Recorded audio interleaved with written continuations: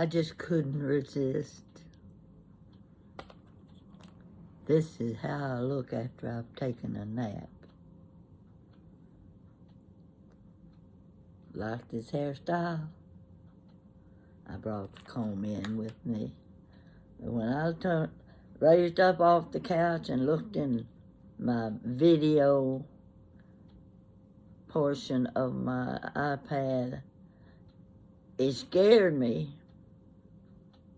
I don't know if I can do anything with it or not. But I just thought you'd like to see what I look like. What my hair looked like after I've had a nap. I'll push it over a little bit, hoping that helps. I'm not sure how much good it's going to do, but since I'm not planning any outdoor trips, I might can get by with it long enough to talk to you for just a few minutes. I hadn't planned this. You don't plan looks like this. But I had to put on a little lipstick first. Couldn't just come on looking stark naked. That's the only way I know to put it. Nose is itching. I'm thirsty. I'd like to have something really good to eat. That's not going to happen. And I don't even remember why I came on. See, I keep little notebooks like this. And let's see, this has got some things on it. And what I'm going to talk about is not on the list. That's the way things just pop up all of a sudden. Did you used to watch Johnny Carson's show back 30, 40, gosh, how many years ago does it go? He used to have some fantastic guests. I wasn't as fond of the celebrities as I was the little old lady with the electric car and the one that brought in her potato chips that looked like characters, and the little lady with a rooster. And of course there's the lady that came from the zoo and brought all the animals and the birds and things that used to poop on Johnny's arm or his shoulder. That always brought a big laugh, and ha ha ha. I don't know why people think things like that are so funny, but they are.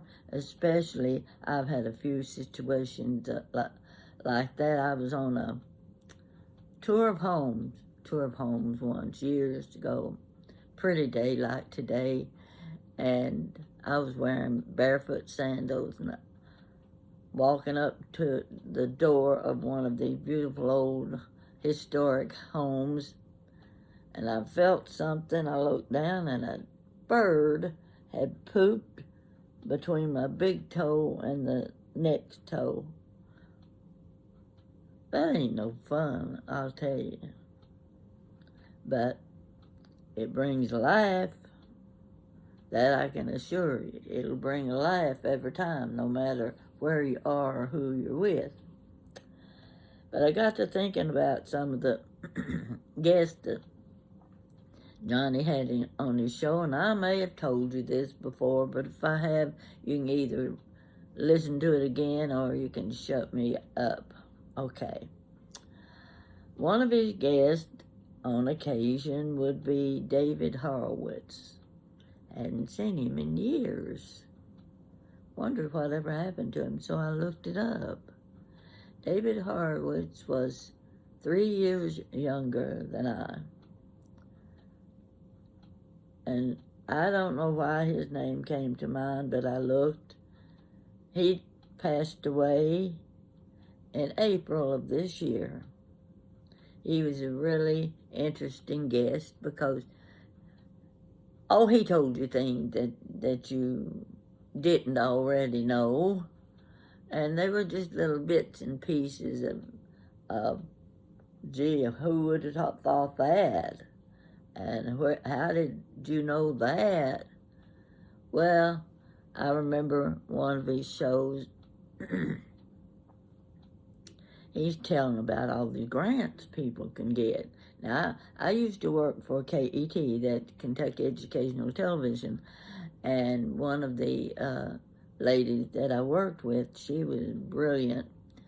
Well, I forgot what I was going to tell about her. But anyway, she was brilliant, she was pretty, and she was one of those that knew could go to Washington and get grants. She just had that knack for being able to persuade the right people that needed money to do a survey of some sort. So David Horowitz was telling about Johnny about one of the things that the government would give a grant for. And this might surprise you a little bit. If you haven't thought of it before now, you wish you had, because you could get a grant. Government would give it to you, and you could do some little research.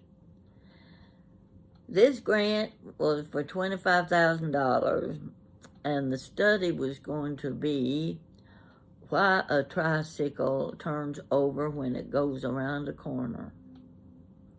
Now, how many times have you thought about that? How many times have you asked yourself that question? I'm going to take my glasses off because they create a big glare. I don't like that glare. Oh gosh, this hair is a mess. But anyhow, back to the story. Of course, Johnny's a grant for. Why do we need to know why a tricycle turns over when it goes around a corner? Well, I've had the answer to that. Anybody could answer that. You didn't even have to do any research. You just figure it out for yourself.